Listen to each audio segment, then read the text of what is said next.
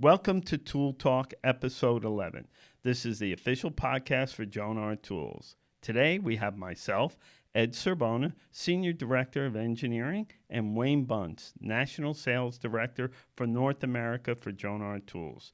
Today our special guest is Jon Fitz, the Director of Advanced Business Solution for Prysmian's North American Telecom business. So let me tell you a little bit about Jon. Jon is a second-generation telecom engineer and holds bachelor's and master's of science degrees in mechanical engineering. Jon began his career in product development and led to the development of Pirelli's 12-fiber ribbon. He holds several patents in the field of optical fiber cabling. Jon has served in a variety of technical and commercial roles and is currently serving as the Director of Advanced Business Solution for Prysmian's North American Telecom business. This role includes responsibilities for technical marketing, applications engineering, and field services, and that's what brings him here today. So, today we're going to talk a little about fiber optic cabling, current trends, advancements in the industry, and some other related topics as we go along. Welcome, Jon. Hey, thanks. Thanks, Ed. Thanks, Wayne. Good to see you guys. Good to see you too. Yep. Thanks for joining us, Jon. All right. Wayne, So, why don't you go ahead? yeah, so, Jon, we like to pretend that our audience they don't know anything about what we're talking about. So you can explain, like the general dynamics of what you guys do with fiber in general, fiber counts, overview of fiber, and then we'll get into our conversation. Okay. Yeah, well, so we make fiber optic cable, and as the installers in the crowd will know, I mean, that's being deployed a lot. It is the backbone of the internet. I mean, right now, we're almost certainly transmitting some of this call over our cable because it's been used by a lot of entities in a lot of places. And life as we know it today really does depend on fiber optic cable. The fiber itself, of course, is the amazing part that's the heart of it, but the cabling is there to protect it. It's very sensitive to stress, so it has to be protected. But we also need to be able to get into it to access it, to splice it, etc. So that's always the trade-off with cable. We have to make something that can take a beating, can go to really cold temperatures, hot temperatures, but also isn't too tough to get into. I mean, I know you guys make really great tools and all, but even with great tools, if we're not careful, it could be it'd be harder to work with, right? So that's kind of the balancing act for us.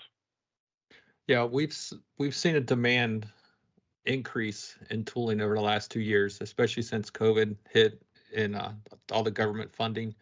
But Yeah. one of the things that is confusing for customers that call us is what tool to use with what fiber count. So like, what are you seeing in the industry? Are fiber counts going up? Are they going down? Are fiber sizes getting smaller? Like, what are the trends you're seeing? Definitely, we are seeing an increase in fiber count, and we can unpack. There's a couple of threads there, right? But one of the big trends for sure is increasing fiber counts. It wasn't long ago that the biggest fiber count most anybody would use would be an 864. I mean, we had. I don't know who gets bragging rights for the first 864, but for sure we were if we weren't the first, we were definitely right there. And we were really proud of that. Like, wow, 864 fibers. That would fit a 1.25-inch duct. Okay. And for practical reasons, right, that was the highest count most anybody would do in North America because most people were using 1.25-inch duct. What's happened more recently are a couple things. One is we've developed these newer cables, and now we can put a 1728 in the same duct. Oh, wow. And believe it or not, the 1728 is actually a little bit smaller than the 864 that we use. We still make the 864, but the old style is actually bigger.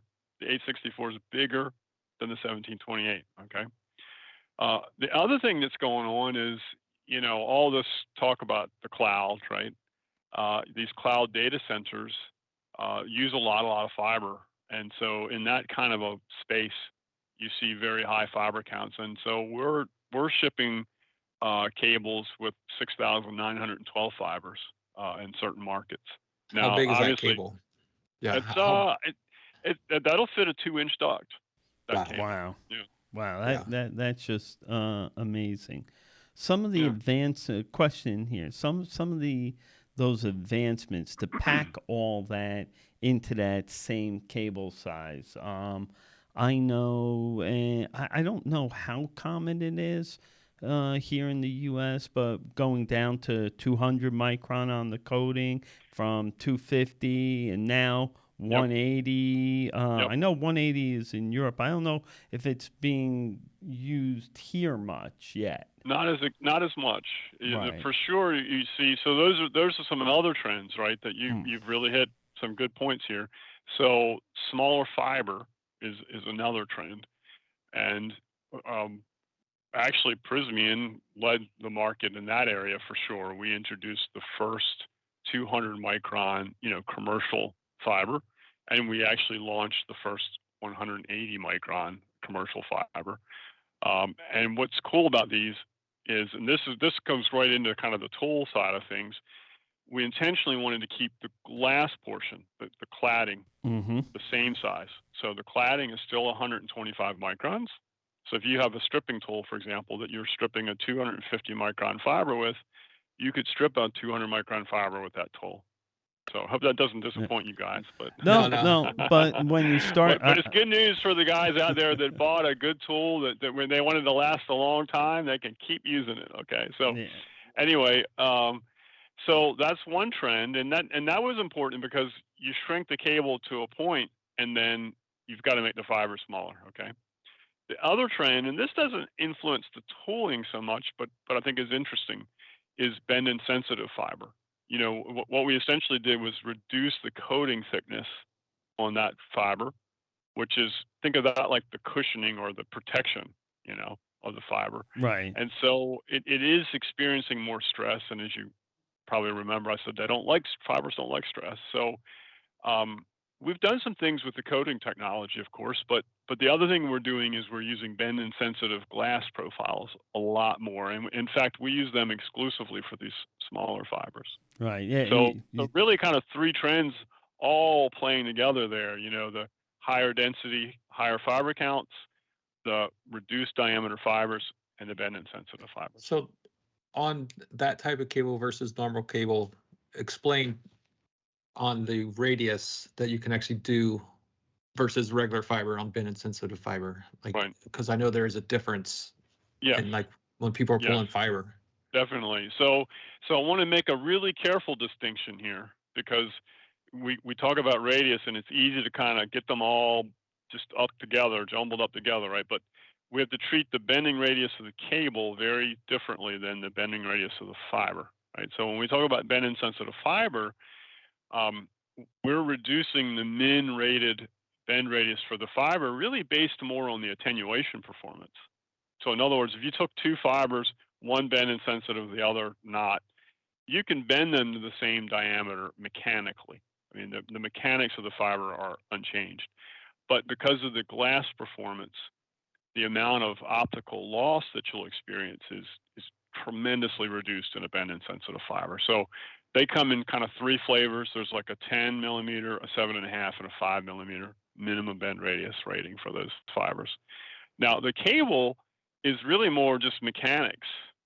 And obviously, having bend insensitive fiber helps because it's not as sensitive to the stress, but from an optical point of view. But mechanically, it is still sensitive to stress. You can still break stuff, right? Sure. So the Yeah. cable, if you make a great big cable, I mean, it still needs a bigger bend radius, and that's one thing I always want to be really careful about. So when you're pulling these cables in, if you have a big cable, no matter what it's made with, you need bigger wheels, for example. You don't want to use a small wheel for a big cable because if you bend the cable too sharply, it just puts the cable itself under a lot of stress, right? Right. So the cable bend radius is really more to do with just the OD of the cable. Do you Gotcha. continuously work paying attention to that minimum bend radius, constantly trying to improve the cable to reduce that, or at some point it just doesn't matter?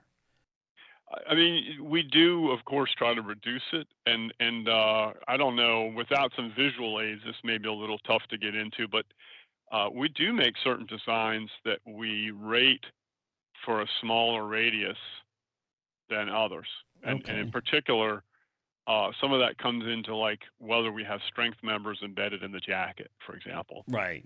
Right. You know, that those are going to tend to be more sensitive to bend radius than ones where there's not a strength member embedded in the jacket. And again, that's just simple. I'm a mechanical engineer, right? I mean, Right. that's just simple mechanics. You get a bigger piece of pipe or a bigger tube or a bigger wire. I mean, it just gets stiffer, and the strains that you experience at the inside and the outside of the bend just go up in proportion to the diameter of the object. You Right. know, but so we can make improvements, and we have made improvements relative, you know, one design relative to another, but there's a limit. I mean, you're never going to want to. I mean, I'll just say this, everybody, if you don't catch anything else from this, like, just listen to this, right? This is a little off topic, but please never pull a cable over a 2-inch lip roller, for example, going into a manhole. I wish I had $1 for every cable that got damaged that way. We've seen that done before, actually. Yeah.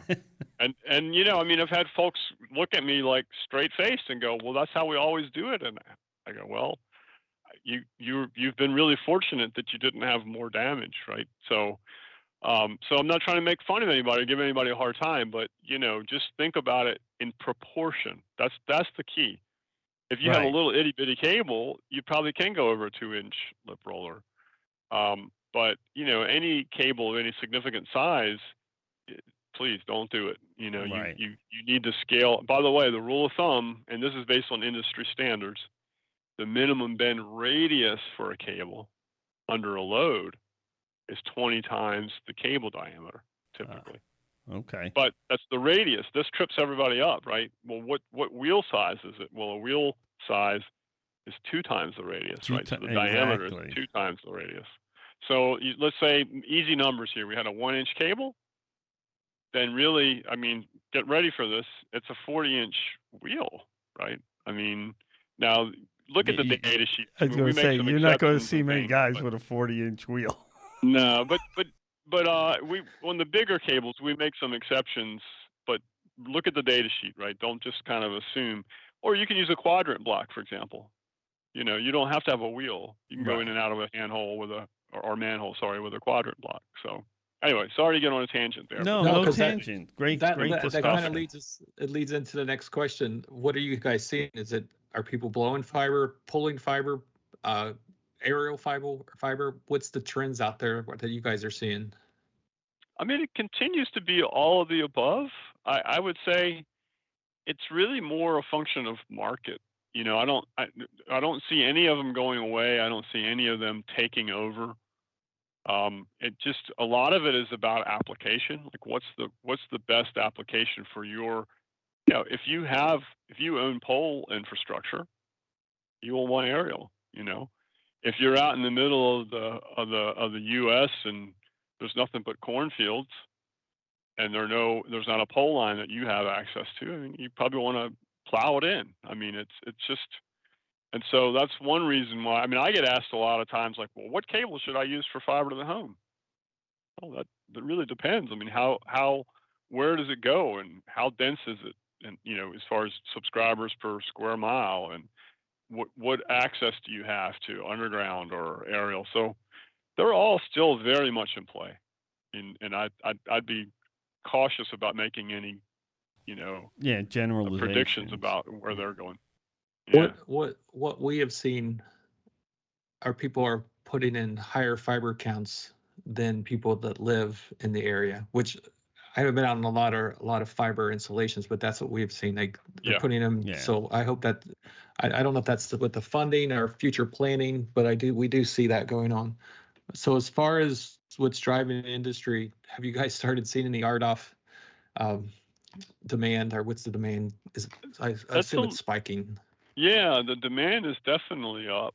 And I think that's, I mean, anybody who's working in the business probably already knows that, right? I mean, it's Sure. I'm involved in the Fiber Broadband Association, and one of the activities we have is coming up with training material to train new people and campaigns to promote the industry to get more people interested in becoming an installer. It's a great field to work in. It's lots of work to be done. I mean, but yeah, it's very busy. The RDOF money is a little harder to pin down, as you know. I mean, it's with any program, there's like delays and disputes about how it's going to be used. But what's interesting to me is we're very busy today, and I think we all know that not all the RDOF money is in play yet.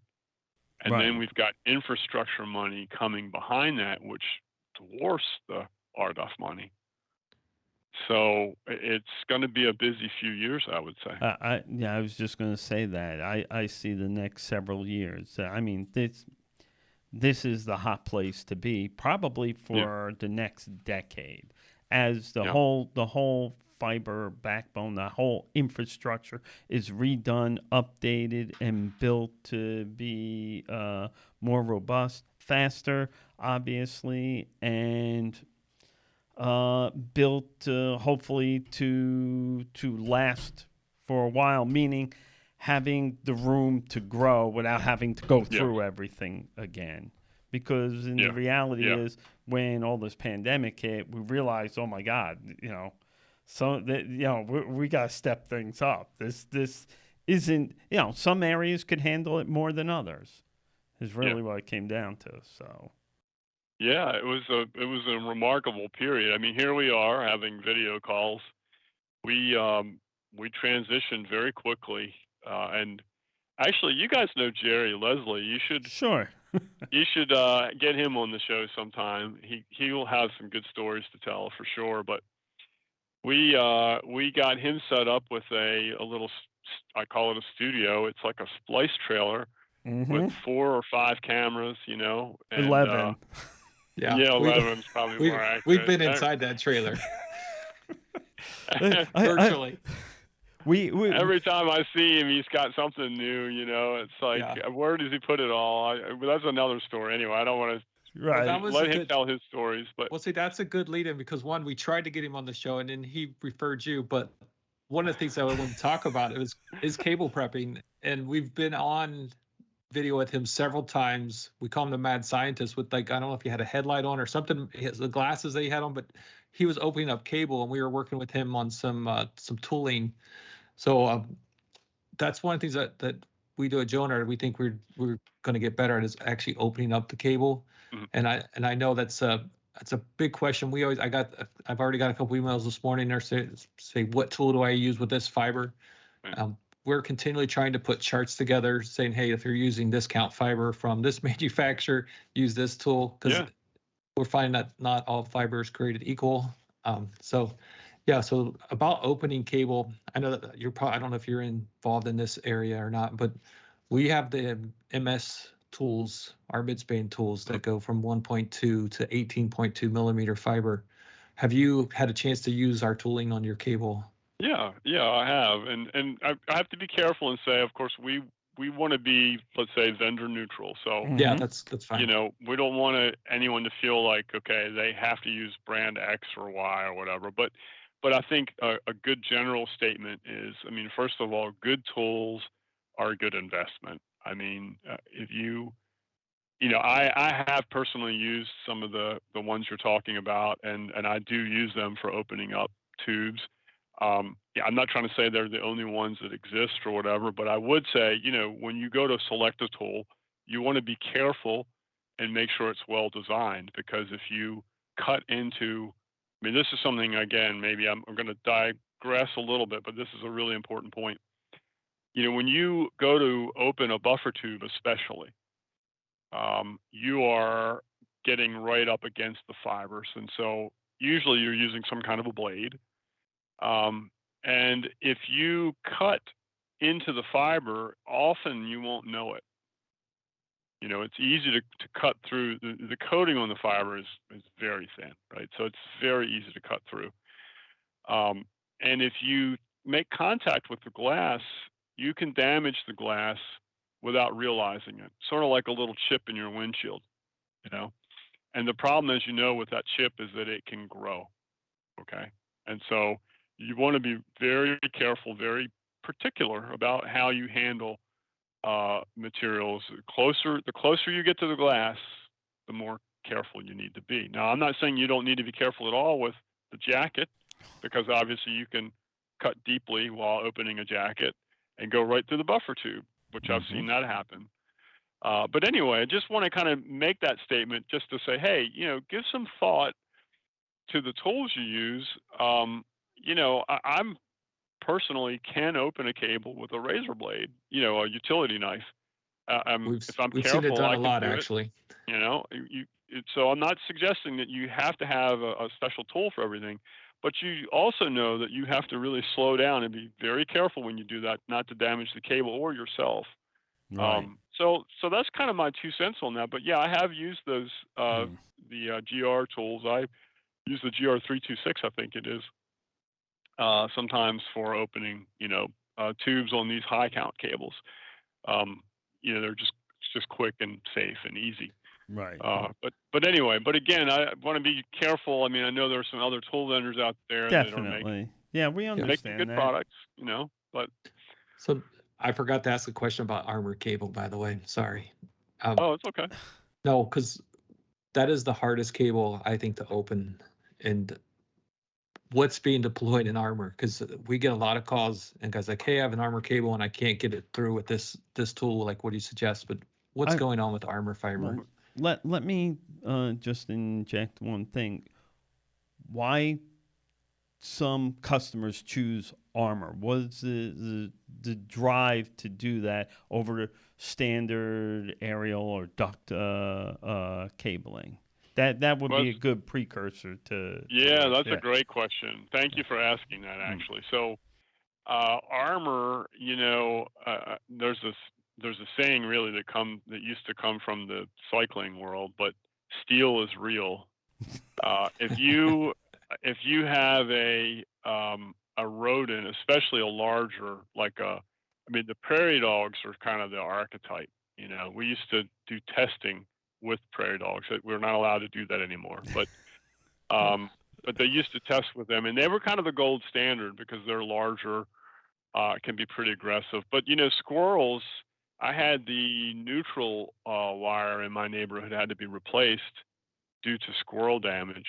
It's if you're familiar with it, a lot of times they'll strand 6 aluminum strands around an aluminum-clad steel core, and the squirrels had chewed up the aluminum. Wow. Why do you guys keep putting squirrel food in all the cable? Yeah, people ask me that. They go, we heard, this is not a joke. People have literally asked me, like, I heard that you guys put some kind of a peanut butter oil in the jacketing compound. No, we don't. Okay, we don't. But we have tried putting like capsicum, hot pepper concentrate. My theory is that, some people like their snacks spicy. Yeah. And so I don't think that really helped a whole lot either. But anyhow, so go ahead. I was going to say, so where this is going, the number one reason for that armor is protection of the fiber, in this case, keep rodent vermin out. Yeah. So why do they choose? And people with tools too, of course, right? Yeah. And people with tools maybe up for, or people looking to possibly break into it, but not knowing what the heck is there. That's a good point too. I mean, it certainly can protect the cable from, let's say, accidental damage. And I like to joke, you were saying like you can't get into an armored cable. I always say you can get in. The hard part is getting into an armored cable easily more than once with the same tool, because you find like a lot of things, you can open it, but then it dulls the blade, and then the second or third or whatever time it's not good. So that's definitely an area I would say of continuing, let's say, opportunity for tool makers to make a better and better. I mean, there are some good tools out there, I think, for opening armor, but to continuously improve on that, and I think that's a space that's, in my opinion, it's worth having a good tool. Again, if the blade will hold up, or the replacement's not too bad and it's safe. A lot of, especially like a lot of managers or HR departments, they don't want, again, I can cut an armored cable open with a utility knife, but not every company wants people. I mean, that's a strenuous task with a lot of pressure on that blade, and if you lose your concentration, you could get hurt quickly, Yeah. right? We have a shameless plug because we did recently design and release a new armor cable tool. Yeah, well, there you go. So check it out. I haven't used it, but definitely check it out, because I would say probably the most dangerous operation opening cable, in my opinion, is trying to open armor with a utility knife. It's mostly because of the forces involved. If you're really diligent about always directing the blade away from yourself, then you probably are okay. I mean, there are other accidents that can happen. Other accidents, yep. But I watch people working and they get in the heat of it, and next thing you know, the blade's going towards their leg, and they don't hurt themselves that time, or their other hand or whatever. And if that blade slips with a lot of force behind it, man, watch out. That's very, very dangerous. We also recommend wearing gloves on armor cable. Yeah. No, we do too. The armor itself can be quite sharp. We've seen someone cut themselves with that before. Absolutely. Yeah. He's making a joke. I did a video, and did you cut yourself? I did a live video, and as I was doing it, I didn't even know it at first until I went to go reach for a tool and saw my hand all in blood. And it's a live video, and I just simply put my hand behind it, and then you could see me kind of rubbing it against my jeans and stuff. Yeah, I saw it, John. I was dying laughing because I saw him cut himself. He ran his hand down the cable. Yeah, and I cut myself on the edge of the armor. So, but I want just to help maybe close this out. So, squirrels, vermin, and stuff like that chew the jacket do we know why? Like, are they? I don't think they're doing it for food. Yeah, I think it's for nesting material. Conspiracy of the cable making industry. They're all in our pay, and no, I don't know. I'm not an expert on rodents, but I've always been told. And my daughter had rabbits for a while, and they're similar. That their teeth are constantly growing, and that they will chew is sort of. I don't think they have like smartwatches to remind them that they have an appointment to wear their teeth down or something. But it's just an urge they have to chew on something to keep their teeth from growing too much. Because literally, with the rabbit, at least, I mean, we had the rabbit in one time, and they had to grind the rabbit's teeth down. Wow. Okay. So it was an elder rabbit, and I think it was just not active anymore. You've heard the expression "long in the tooth," right? Yeah. So I think it's just one of those things. If they don't continually wear them down, they can become a problem. So. Oh, that's an interesting little side note there. That's it's good for the testing industry for sure. Yeah. Well, thanks. Like I said, we really appreciate your time, Ed. You can do our wonderful closing now. Yeah, so I'll do the closing now. Okay, we hope that this podcast has been informative. Again, we'd like to thank Jon Fitz from Prysmian Group for joining us today. We really enjoyed our discussion, and I hope you all can join us again in the future. John, really thank you very much for thank you guys. It's been a pleasure. A lot of fun. Absolutely has been, and informative as well. So.